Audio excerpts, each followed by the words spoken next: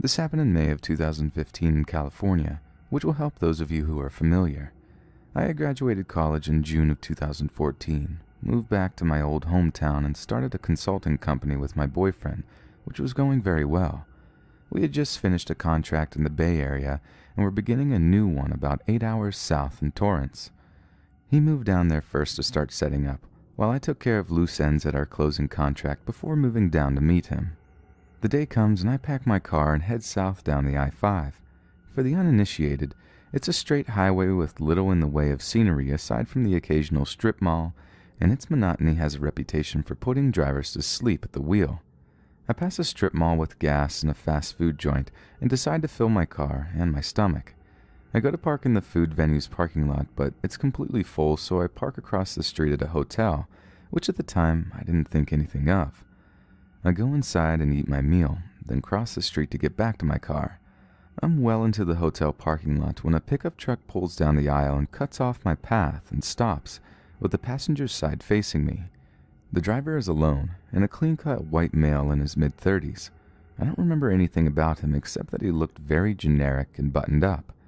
The way he pulled in front of me to block my path didn't initially set off alarm bells, as he had done it pretty organically.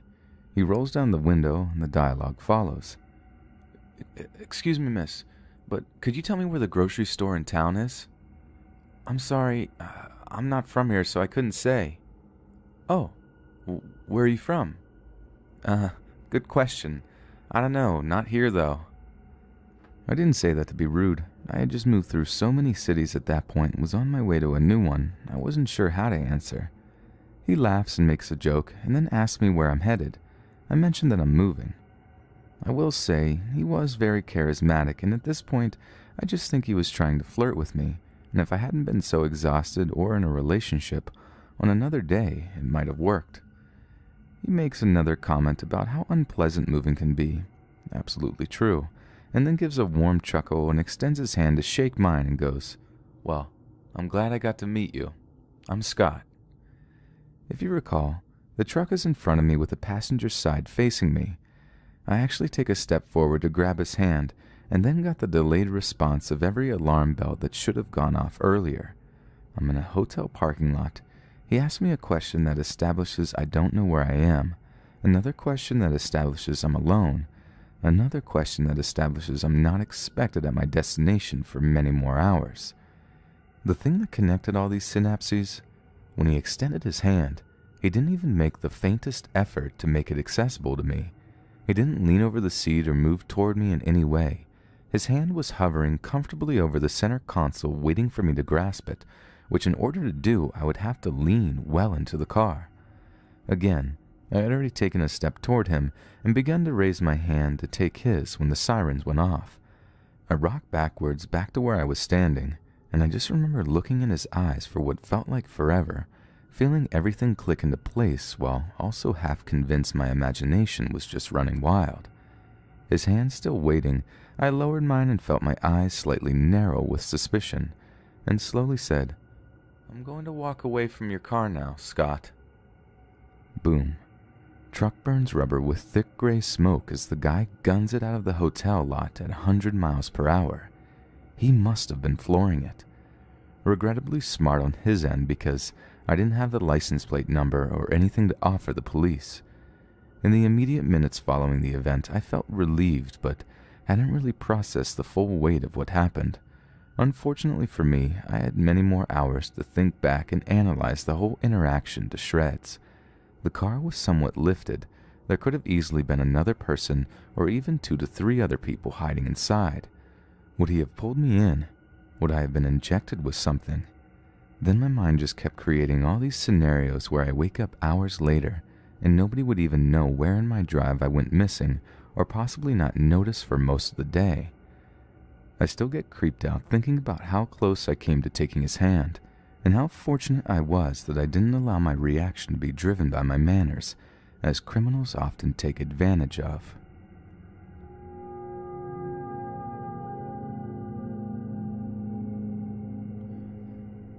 I had just moved into a new flat with some friends for university.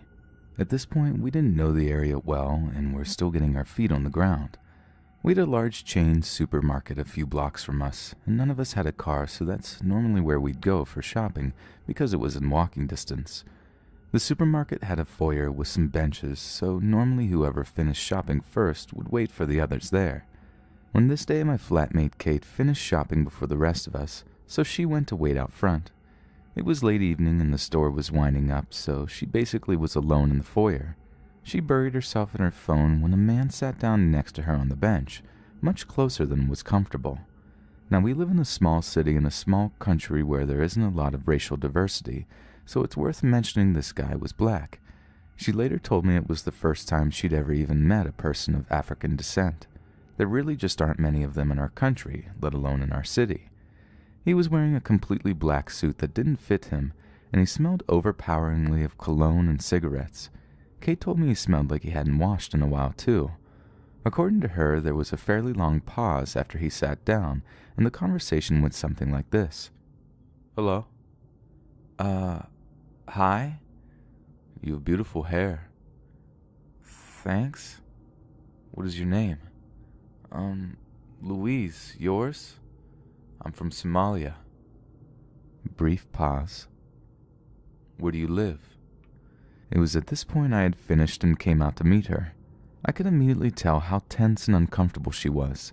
As soon as she saw me, she jumped up. I can still remember his face. While he was talking to her, he had this kind of creepy fixed grin, all teeth and roaming eyes that were all over her. As soon as he saw me, the smile was gone, replaced by a completely blank expression. He got off the bench almost before she did and turned and walked toward the store entrance, as if he was trying to pretend I couldn't see him that way.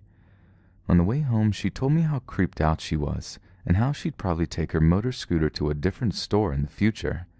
I thought she was overreacting, but she should do whatever makes her feel safest, I thought. She was only 18 and pretty sheltered. This kind of thing had never happened to her before. A few hours after we get home, I'm just about to go to bed. While I'm brushing my teeth, I hear someone knock at the door. We hadn't been living there long, and we'd literally never had someone come to the door like that, let alone near midnight. I was immediately on edge.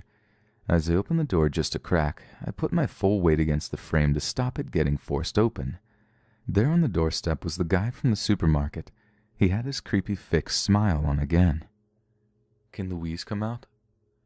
At first I couldn't really understand his accent, but I worked him out after a few seconds. "Nobody with that name lives here." I didn't know Kate had been smart enough to give him a false name, but it didn't matter. When I said that, he dropped the smile but didn't walk away. Instead, "Can I have your phone?" "No." "Can I borrow your cigarettes?" "No. Goodbye." At this point I closed the door. I watched through our kitchen window as he wandered slowly down our driveway and onto the dark street. He didn't look back, but instead he pulled out his own cell phone and started making a call. He must have followed us home. There was no other way he could have known where we live. The fact that he knew that I smoked at that time meant he'd watched me come out of the house at some point during the evening. I hadn't had a smoke on the walk home, and I'd cooked dinner as soon as I got back. I only went out for a smoke after I'd eaten, which was probably an hour and a half after we got back. Had he been out there somewhere in the bushes, watching that whole time? And if he had his own phone, why did he need mine? I told Kate and made sure to keep all doors and windows locked. I was shaken up, and I didn't sleep much at all that night. But by the next day, I'd calmed down and put it out of my mind. A few days later in the early afternoon, while I was biking to work, I saw him walking near our house. He was wearing the exact same clothes as before, on the phone and smoking a cigarette. Almost as soon as I got to work, I got a call from one of my flatmates. The guy had knocked on the door again, once again asking for Louise. I told him the story quickly before I clocked in for my shift, and he promised to keep an eye on things during the evening. That was the last I heard of our odd visitor for months. Eventually I learned our neighbors over the road were refugees from Somalia, and one afternoon I introduced myself to them and started chatting about neighborly stuff. They were a house of 4 middle-aged single mothers, all with young kids and absent fathers who had either been killed in conflict or had been denied refugee status. To put it lightly, Somalia really didn't sound like a great place to live. It turns out my town has a very small but close-knit community of Somalians, only about 150 people, almost all of them refugees. I was unaware, but I found out that their culture values sharing as a community value. If you need something, you can ask for it, and your neighbor will usually give it to you. Something like sharing a cell phone around the community is pretty normal. Obviously, that doesn't apply here, but that's where he had come from. The more I talked and learned, the more it kind of made sense why this guy was acting the way he did. He was a fish out of water, didn't understand his behavior was a bit creepy in his new home country, and was just trying to be friendly. I honestly started to feel really bad about judging him so harshly, even if he did make my friend uncomfortable. One of the times I was talking to the neighbor ladies, I asked if they knew who he was. At first they were confused and weren't sure who I was talking about, but as I started describing him, they went away from my friendly, laughing neighbors to deadly serious. They started asking questions about him. When was he here? What did he want? Who was he on the phone with? Suddenly I was the one getting grilled. Eventually they started explaining what they knew. They knew of him, but didn't know him personally. According to them, they thought he had been involved in human trafficking back in Somalia. In fact, the exact word they used was slavery.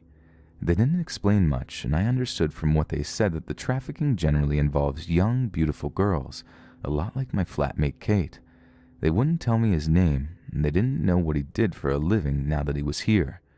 They told me since he had been in our country, he'd been in constant trouble with the police for following young women, even though he was apparently married to someone back in Somalia. They found that to be the most dishonorable thing about him, even though he had been arrested a few times for theft. They didn't really like him because they felt that people like him gave their community a bad name. A year or two went by after this, and by total chance I saw a short article in the newspaper. The headline was something like, "Refugee Convicted of Sexual Assault." His name was suppressed, but the article revealed he was Somalian. A couple of months after I'd last seen him, he'd forced his way into another student flat by following some girls home from class. He waited a few hours until only one of them was home, then barged through the door when she answered it, and assaulted her. He'd stolen her cell phone and laptop afterwards. That kind of thing almost never happens in our city, and the similarities between what happened there and what happened to us made me certain it was the same guy. I never found out what happened to him after that, but I hope he's still in prison. I really don't think less of the local Somalian community because of him, though. The ladies I was friends with were some of the nicest and friendliest people I'd ever met. The hardships they've gone through aren't something anyone should have to experience, and for them to come out smiling and positive takes a strength I don't think I could ever possess.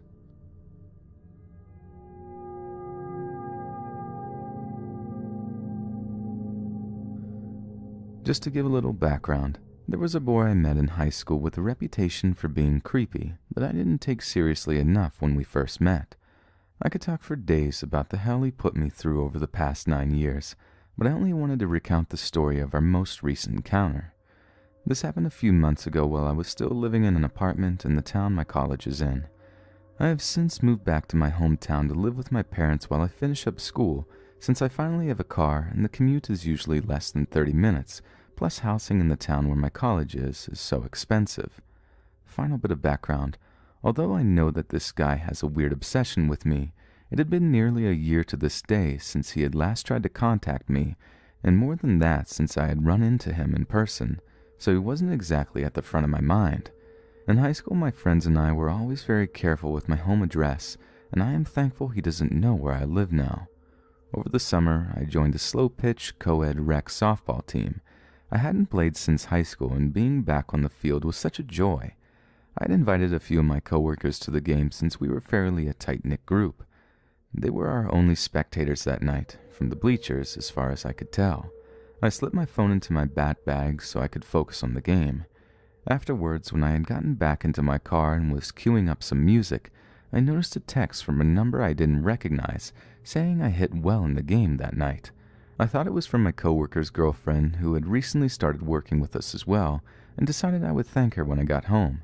It's important for me to note the setup of my apartment building. We have a tenants-only lot that is nearer to the back door of the building, which is locked at all hours of the day, and is the entrance that I usually use because it led in right by the stairs. I lived at the first apartment to the right from the stairs on the second floor. The front entrance, however, had an outer door that has always been unlocked and an inner door that was always locked. Next to the inner door was the buzzer, and our landlord listed the tenants' last names next to the buttons. This entryway and inner door is all glass, and you can look down into the entryway from the second floor. There were no security cameras at either entrance. I didn't feel like I was being followed on my drive home, and I am usually very cautious and paranoid, even thinking I am being followed when I am not. This night I was exhausted after a day full of work and a 9 p.m. softball game. I parked and entered my apartment as usual, locking the door behind me. I had barely been home for 10 minutes when the buzzer started making noise. My roommates weren't home and I wasn't expecting any guests. The buzzer is such a loud and unpleasant noise, and it used to put me on edge every time I would hear it. My roommate would often leave her keys at home and ring me to let her in, but she would always text first, and I had not heard from her. I decided to check the entryway to see if it was one of my roommates rather than hitting the button to let this mystery guest in, and I am so glad that I did. When I got down the hall, I thought I would faint. I would recognize this idiot anywhere. He saw me through the windows and began screaming at me to let him in. I bolted back to my apartment and locked the deadbolt and chain, plus our patio door for good measure because, although I lived on the second floor, it would not be difficult for someone of his height to climb up. I called the police, and they were there within a few minutes, but he had already disappeared by that time. The cops took my statement, and I showed them the message, because by that time I had deduced that it wasn't from my coworker. I blocked the number. They left someone stationed at my building that night in case he showed back up, but never did.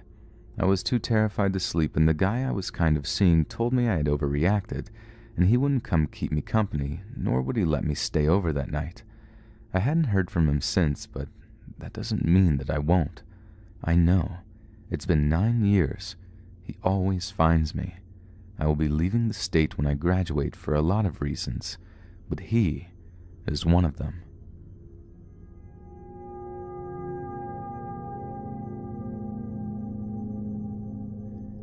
When I am bored, I sometimes hop onto Tinder to meet new and interesting people. I rarely attempt to meet these people in person, and when I do, it is normally just to meet up. Well, this is one of those nights I met a really nice-sounding woman who said she loved caffeine and video games. We were talking for a while that night, and when I was ready to jump off and go to bed, she asked if I wanted her number. I didn't want her to have my number, so I said, "No, that's okay. I know where to find you." And I meant on Tinder. Flash forward to the next day, when the new Assassin's Creed Origins game came out. I had pre-ordered the games months before and walked into literally the closest GameStop to my house, and guess who I see behind the counter? She had a sheer look of horror on her face, but I hadn't quite figured out it was her yet. There wasn't much of a line, and I got up to the register, and she yells loud enough so everyone in the store could hear, "This is what you meant?" And she stormed off to the back room, and a couple of minutes later, another employee came out and asked me to leave. One thing I should point out is that in person, this girl looked nothing like her profile picture, so I still didn't know what was going on. I explained to this new employee that I was here to pick up my pre-order, and that I didn't understand why I needed to leave. They then threatened to call the cops if I didn't leave. I just gave up and left. Later, I got a message on Tinder asking how I knew where she worked. I didn't respond to this message, and instead I called the GameStop and explained to them that I didn't want to upset Kathy any more than I had already, and asked if they could move my pre-order to another store. The manager apologized to me and was able to move my pre-order. Even though this is the closest GameStop to my house, I haven't returned, and it will probably be a while before I do.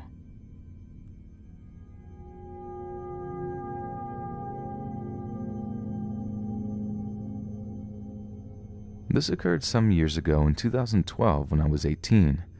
I was interrailing through Europe with my then boyfriend, and we were on a train between Rome and a port town in Italy, where we would be getting on a boat to Greece the following day. We hadn't pre-booked any accommodation, as we found it really easy to get a hostel either en route or on arrival at our previous destination, and as we'd been arriving in the town at nearly midnight, we decided to have a look for hostels whilst on the train. Unfortunately, we found there really wasn't as much accommodation where we were heading as there had been in other major cities we had visited, and that the places we could find were mainly hotels and way out of our price range. We were discussing this quandary amongst ourselves, my ex suggesting we slept at the station, when the guy sitting next to me on the train randomly struck up a conversation. He was really enthusiastic and chatty and spoke pretty good English, asking about our trip so far, where we were from, and just a sort of general chit-chat about ourselves. He also said that he had overheard our accommodation problem and that he knew a perfect hostel for us, very close to the station and run by a friend of his. Initially, this just came across as a useful bit of information, but alarm bells started ringing for me as he became very insistent that we must stay there, and that if we mentioned his name that he had sent us, that we could stay there virtually for free. He wrote down an address and his name on a piece of paper and had me promise that we would go there. After I'd given my word to stay there, he stopped talking to me entirely, which I found quite odd. He'd been so warm and talkative and then just totally shut off. He also made 3 phone calls, none of which I could understand other than they said the word Interrail a few times. The rest of the journey passed in slightly uncomfortable silence, and when I got up to get off of the train, he just said, "Remember." We arrived in the town and it was late and pretty deserted. Nothing like the big touristy cities we had been used to, and I made up my mind then and there that we definitely wouldn't be staying in the hostel. My boyfriend was slightly annoyed as I, admittedly, am a very paranoid person, but something just felt really off to me. We ended up checking into an annoyingly expensive hotel, literally a stone's throw from the station, as I was so creeped out I didn't want to go wandering off through the empty streets at night. Whilst at the hotel, I decided to look up the address he gave us. First thing to say is that if you Googled it, there was no mention at all of it being a hostel or a guest house or anything. It just came up as a street address, and secondly, if you put it in on Google Maps, it wasn't anywhere near the station and just looked like a normal building in a residential area way out of the city center. I know that there may have been a perfectly innocent explanation behind it, and it may have just been that the guy ran a hostel from his house and train guy was just overly eager to promote business for his mate, but the whole encounter felt very off to me, and I was relieved to leave the town the following day.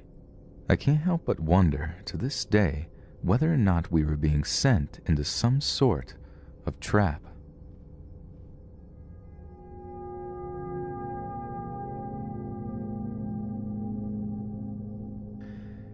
It was late at night one day and me and my mom hadn't eaten any dinner, and we hadn't been grocery shopping, so we decided to go order from a local Chinese shop. So me and my mother placed our orders and went to the Chinese shop. When we got there, there were 2 guys standing in front of the shop. This wasn't too unusual since homeless people hung out there all the time, mooching money. When we first went in, I saw no one in the store, so we went in and looked around, and then suddenly one of the workers there popped up behind the counter. She looked shocked and confused at first. We told her our order and then we left. I looked at my mom, who had a pale look on her face. When I started to head to our car, I noticed one of the guys approach me. I guess coming from a violent city, I guess fight or flight kicked in. I'm still shocked at how I responded, but I practically jumped in my car. I guess my pursuer gave up, which was one of the 2 men. However, the other men decided to approach my mom's side, which was the driver's side. My mother instantly put it into gear and drove away, and he was right by the window. No big deal, right? I might be jumping to conclusions, so me and my mom decided to go uptown to the town's soda machine. When we got there, my mom began to get sodas. After a while, I noticed a figure approaching. It was in a big part of the neighborhood, and it was late, so I wanted her to hurry. I then noticed as the dark figure got closer, it was the same man who approached my mother's side of the window. She got back to the car before the figure approached. The soda machine wasn't far from the Chinese place, but still a bit of a distance, so I think the guy followed us there. When we drove off, the guy took the hood of his coat and pulled it down to hide his face, and when we passed him in a car, he began to run away. While we were driving, I asked if the worker at the Chinese place was hiding from the 2 guys, and she gave me this sideways glance and said, "No, she was loading a pistol." And we drove in silence on the way home.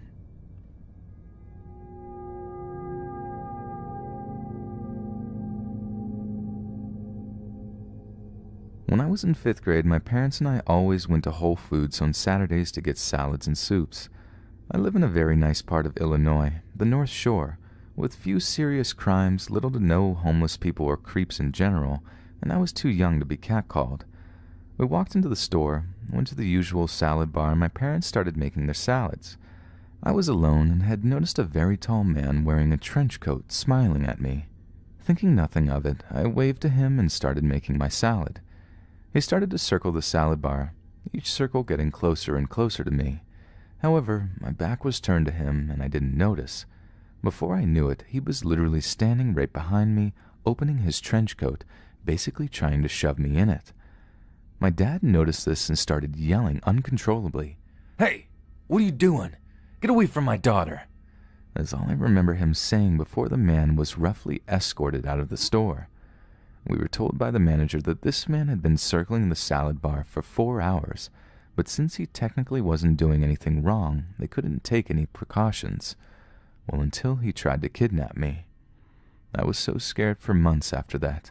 I'm 21 years old and still have not stepped foot in a Whole Foods.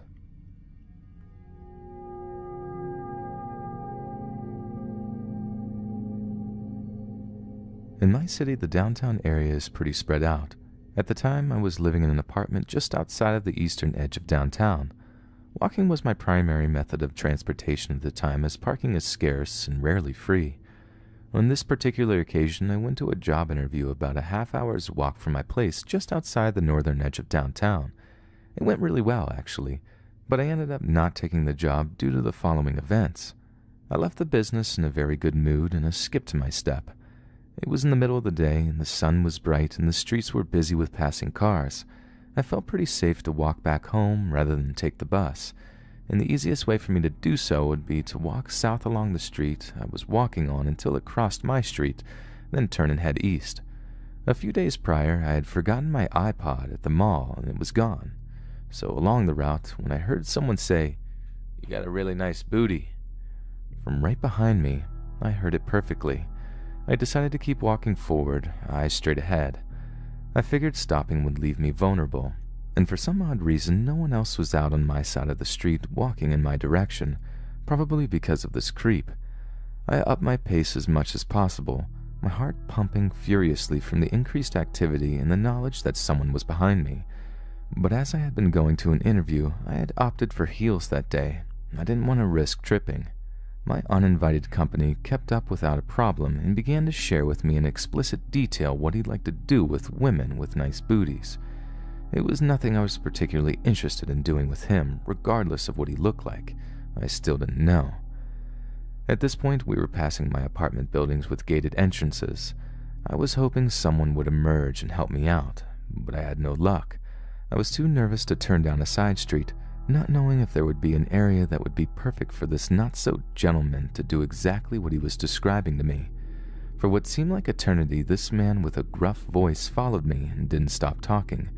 At one point, he described the differences in the niceness of booties by ethnicity and began trying to guess mine, based solely on the appearance of my rear and hair color, I guess. Finally, as I was approaching the street I needed to turn on, I noticed the thrift shop coming up was open. Not only was it open, but the door that's normally closed that faces the street I was on was open. Double doors propped open by chairs with a large sign over the entrance announcing some groundbreaking sale. I still had no clue if my follower had a weapon. He hadn't touched me with an object or any part of his person yet, so I decided to keep my pace. But when we reached the thrift store, I made a sharp left and sprinted into the shop about halfway through.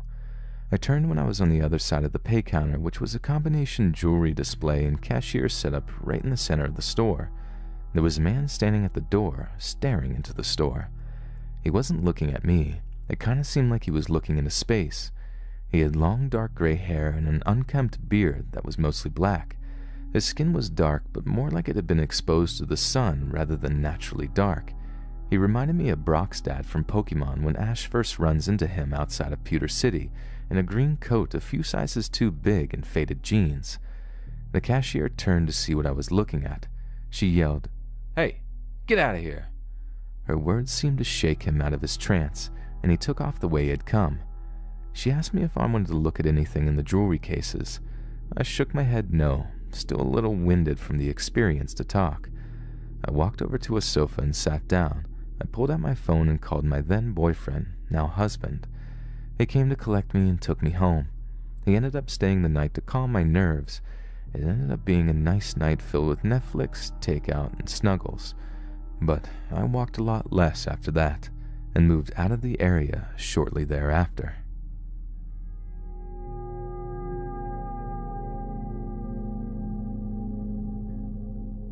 When I was young, from the ages of 2 to 10, I lived on a 7-acre ranch. There was a small house in front of the property where we lived, a huge grass yard and cabinet shop behind it, and an orchard in the very back full of walnut trees. My father was a carpenter that always worked in the shop, and my mother was a school teacher that was almost always busy. Because of their jobs and the fact that they were new to parenting, as I got older, they really didn't pay as much attention as they should to where I would wander off. I would spend my days roaming around the yard, playing in the dirt and running through the walnut trees. I obviously didn't question my lack of supervision, as it was fun to explore this huge plot of land, and I just thought I was being a normal kid. When I was about 7 years old, my father surprised me with a brand new child-sized ATV. It wasn't one of the electric ones that you are probably picturing either. It was a fast, gas-powered quad four-wheeler.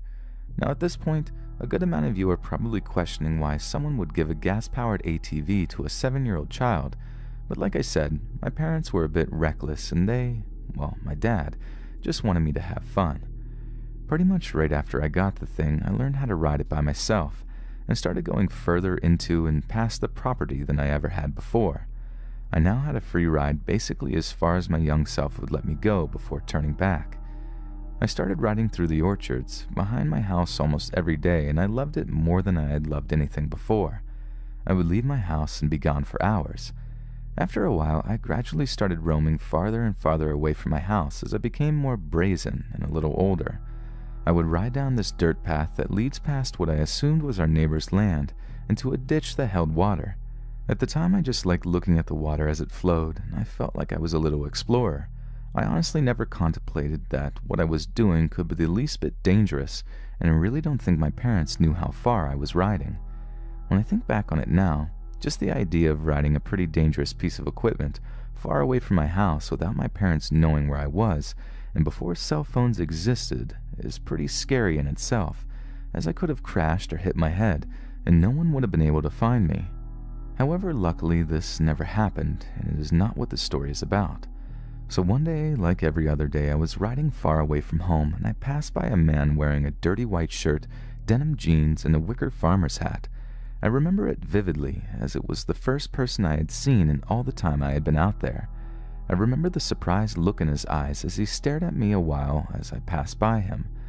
I had no reason to stop, and my parents had always taught me about stranger danger, so I kept going and forgot about it.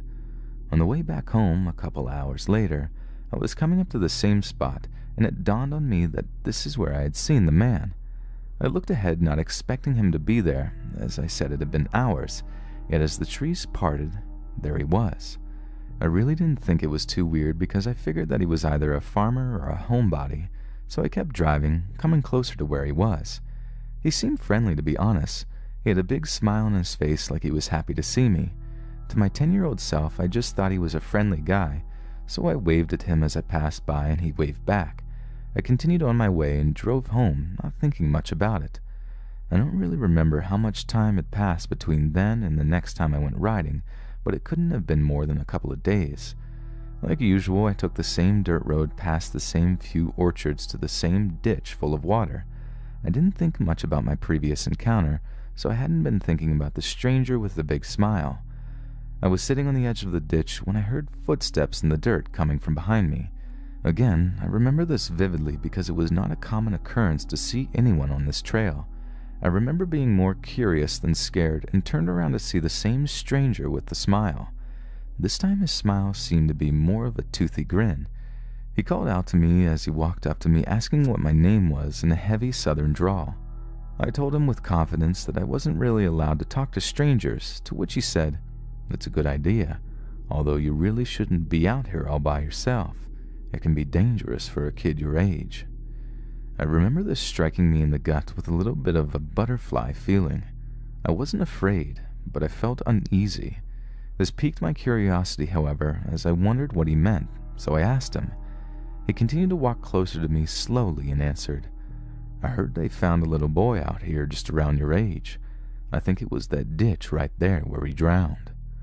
I would like to point out here that although my parents were reckless, they weren't stupid.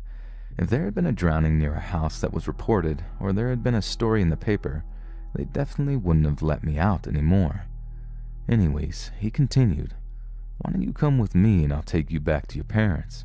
It's not safe out here for a kid your age." It's okay. I have my quad right here. I'll just ride back." I pointed over to the side of him where my quad was, but he didn't look. His eyes remained fixed on me. They were deep brown, almost black, and piercing into me. At this point I was scared, and I knew that this could be a bad situation. I was hoping that he was just a concerned old man, but there was no way I was going with him anywhere. I got to my feet to start walking to my quad, to which the man said, "Should a kid your age be riding something that dangerous? Let's just put it in my truck and I'll give you a ride back." "I don't see a truck," I said, looking around, hoping to talk my way out of the situation. "Oh, it's right over there on my property. You can't see it from here?" he said, his smile widening. "It's really okay. I'll just go now," I said, starting again to walk to my quad. But as I passed him, he reached and grabbed my arm. "You really shouldn't be out here," he said, staring me deep in the eyes. "It's not safe for little kids." "Let me go, you're hurting me," I shouted, starting to panic, but this only made him grip tighter. "Maybe you don't deserve to go back home. What kind of parents would let their kid out here all alone? Maybe you should come home with me, and I'll take care of you." At this point, I was about to pee my pants. I was freaking out, and I started to scream. I don't know if I was saying anything. I just know I was screaming as loud as I ever had before. This only seemed to anger him, as his once toothy grin turned to a face of anger. He put his hand over my face, and I took this opportunity to bite his finger as hard as I could. I still remember the taste of blood, so I know I hurt him pretty bad. Thankfully, this caught him off guard as he finally let me go. I knew this was my one chance to get away from this weirdo, so I booked it to my quad as he winced in pain. "You little heathen, get over here," he cried in anger. I knew I didn't have much time, so I jumped on my quad and turned the key as fast as I could. I started up, and just as I pulled the gas handle, I felt a hand start to grab my neck. Luckily, he didn't have a grip yet, as I already started to drive away. I punched it out of there. At this point, all I could hear was the sound of my quad, so I wasn't sure if he was running after me, but I wasn't going to look, as I could probably crash and be out of luck. I drove down the dirt path as fast as the quad would go, probably the fastest I had ever driven. When I got home, I peeled out into the dirt and ran into the house, hoping to God my mom was home. I burst into her room bawling, and there she was. She asked me what was wrong, but I couldn't talk yet as I was so afraid. I just kept bawling. I think I was crying for a good 30 minutes before I could summon up the strength to stop and tell her what had happened. I remember the fear in her eyes as I described what happened. She pulled me close to her and hugged me as hard as she ever had. The next day I talked to a police officer and recounted the story of what transpired. I honestly don't remember much after this, as I started to block it out. It's not really something a 10-year-old wants to think about. Needless to say, they never let me off the property again. My dad started drinking and we lost the house soon after this anyways, so I didn't really have to live there much longer. Recently, I was thinking about that day after I started trying to remember various parts of my childhood. My parents had never told me about what happened after the cops were called, and I never really asked because I tried not to think about it. Yesterday, I went to her house and asked her if they ever found the guy, considering he had lived pretty close to our property. She was kind of startled by the question because we hadn't talked about this in 15 years. She paused for a minute as if pondering whether to tell me, and said, "We didn't have any neighbors out that way. It was all corporate-owned land, and the description you gave didn't match any of the neighbors in the other direction. We called the cops, and they went to search where you told us you were, but the guy was long gone by the time they got there. They looked around the property and found an abandoned house that hadn't been used in years since the land was purchased. When they looked inside, they could tell that he had been staying there. Apparently, he left his stuff behind. We never told you this because you were way too young, but one of the things they found was a black grocery bag. It had a roll of duct tape and a hunting knife inside."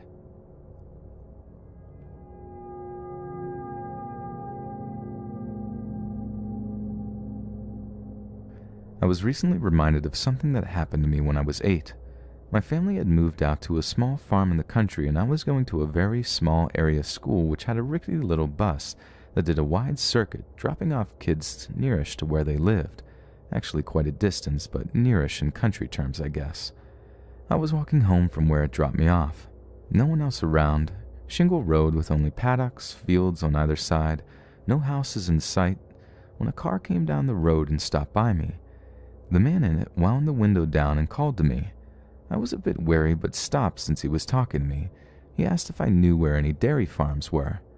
Now, having just moved to the country, I didn't know exactly what a dairy farm was, and in New Zealand we call corner convenience stores dairies in the cities, so I was picturing some sort of farm with a little shop, which seemed a bit odd to me, but I said I didn't know about any. Then he suggested I get in and I could help him look for one, leaning over and opening the passenger side door. Fortunately, I was close to our farm, so I said I had to go, then dashed through the nearest fence and went diagonally across the fields towards home, which, while I thought that was a bit sketchy at the time, looking back now, there's no way a man would ask some random little kid to get in their car to help them look for a dairy farm, not even a specific farm, and holy crap, what a narrow escape. Thank cripes I didn't know what a dairy farm was. I don't think there was any around that way, either. Hey friends, thanks for listening. Be sure to subscribe and click that notification bell to be alerted of all future narrations. If you got a story, be sure to submit them to my subreddit, r/LetsReadOfficial, and give and receive feedback from the community, and maybe even hear your story featured on the next video. And join my Discord to interact with me and other listeners directly. And if you want to support me even more, grab early access to all future narrations for just $1 a month on Patreon, and maybe even pick up some Let's Read merch on Spreadshirt. And check out the Let's Read podcast, where you can hear all these stories in long compilation form and save huge on data, located on both Spotify and Apple Podcasts. Links in the bio. Thanks so much, friends, and I'll see you again soon.